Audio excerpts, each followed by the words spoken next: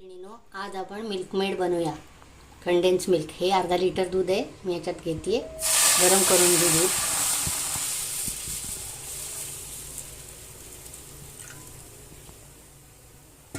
यातलं थोडंसं दूध घेऊन मिल्क पावडर मिक्स करून परत टाकूया त्यामध्ये. हे बघा, हे थोडंसं दूध गरम झालेलं आहे. यामध्ये थोडंसं दूध आपण ह्यात काढून घेऊ.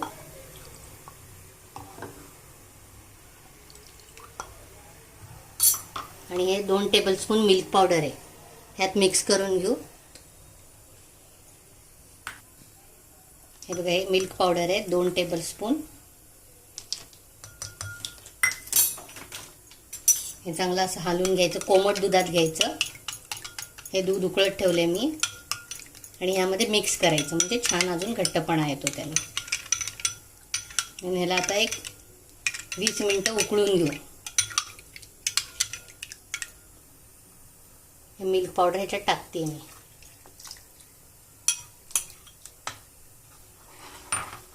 आणि ह्याला हलवून एक 20 मिनिटं अर्ध करून घेऊ. दूध आटलंय, हे अर्धे वाटी साखर टाकूया आणि परत एक 10 मिनिटं उकळून घेऊ. हे बघा, हे आता आपण चांगलं आटलेलं आहे. ह्याच्यात आपण पिंच म्हणजे 1/4 टीस्पून सोडा टाकू, खायचा सोडा. हे टाकलं की कसं फेस होतं. थोडा सोडा टाकायचा त्याच्यात, 1/8 टीस्पून,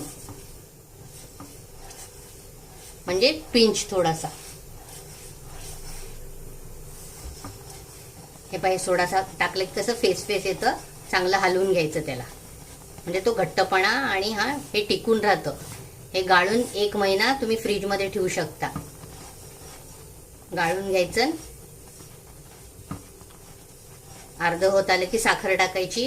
मग थोडं आटलं की सोडा टाकायचा आणि असं फेस होतं. घट्ट होऊ द्यायचं त्याला चांगलं.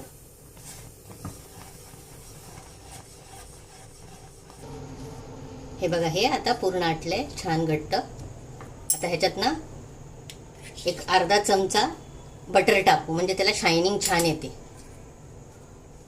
आणि थंड झाल्यावर गाळून घेऊ.